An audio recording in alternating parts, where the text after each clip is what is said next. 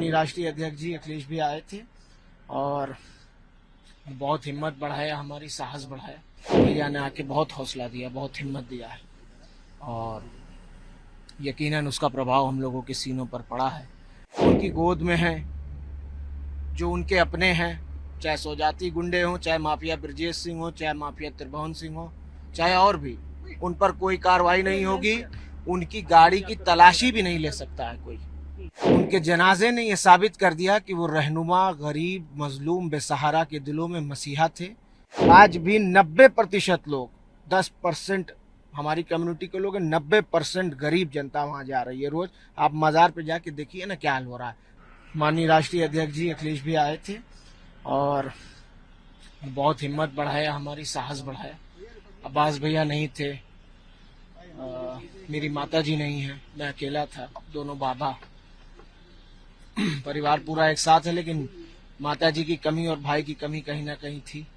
भैया ने आके बहुत हौसला दिया, बहुत हिम्मत दिया है और यकीनन उसका प्रभाव हम लोगों के सीनों पर पड़ा है। और जितने भी, क्योंकि मैं अकेला सिर्फ उनका पुत्र हूँ, ये तो मुझसे रिश्ता है, लेकिन लाखों करोड़ों लोग जो मेरे पिता जनाब मुख्तार अंसारी साहब को अपना रहनुमा समझते थे, मसीहा समझते थे, जो गरीब थे, उनका भी हौसला माननीय राष्ट्रीय अध्यक्ष जी ने बढ़ाया है और उनको भी हिम्मत और साहस देने का काम किया है। और हम इसका प्रभाव हम सबके सीनों पर, हम सबके दिल पर पड़ा है। निश्चित तौर पे ये मुश्किल की घड़ी है, लेकिन आगे का रास्ता आप किस तरीके से देखते हैं? क्योंकि जो यूपी गवर्नमेंट है वो लगातार एक तरीके से हमलावर बनी हुई है। खुद सीएम योगी आदित्यनाथ इस तरीके के बयान दे रहे हैं कि जो भी इस तरीके का कानून व्यवस्था में बाधक बनेगा उसका राम नाम सत्य कराया जाएगा। तो इनकी पूरी जो बयान है उसको किस तरीके से आप देखते हैं? देखिए, हम तो ये कहेंगे कि जो उनकी गोद में है, जो उनके अपने हैं, चाहे सौजाती गुंडे हों, चाहे माफिया ब्रजेश सिंह हो, चाहे माफिया त्रिभुवन सिंह हो, चाहे और भी, उन पर कोई कार्रवाई नहीं होगी।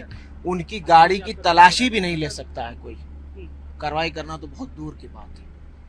इसलिए ये बिल्कुल खोखली बात है और एक तरह से टारगेट करके, चाहे इंसान कुछ किया हो या ना किया हो, उसको टारगेट करके और उसको नुकसान पहुंचाना, उसको तकलीफ पहुंचाना, ये आज की राजनीति बन गई है, जो कि बहुत घातक और खतरनाक है। आप लोग की परिवार की ओर से जो शंका जाहिर की थी, हम लोगों ने भी बीएचयू के एक्सपर्ट से बात की तो उन्होंने भी आपकी ही बातों को आगे दोहराया। जो आप कह रहे थे वही बीएचयू के एक्सपर्ट भी कह रहे हैं। देखिए, हम तो ये फिर कह रहे हैं आपसे, आप लोग जिन बातों को लेकर शंका जाहिर कर रहे थे, उन बातों को जो बीएचयू के एक्सपर्ट हैं, फॉरेंसिक एक्सपर्ट, उन्होंने भी कहा कि नहीं, अरे सारी चीजें संभव हैं। सब खोलेंगे, सब राज खुलेंगे, तह बतह खुलेंगे। कुछ आज खुल जाएंगे, कुछ कल खुल जाएंगे, कुछ परसों खुल जाएंगे। और अफजाल बाबा ने कहा भी है ना कि जो पॉइजन से किसी की अगर मौत हुई हो, 5 साल, 10 साल, 20 साल बाद भी उनका डीएनए और सब कुछ बता देगा कि क्या हकीकत थी। आज लोग छुप लें पर्दे के पीछे, लेकिन कानूनी रास्ते से हम लोग अपनी लड़ाई लड़ेंगे।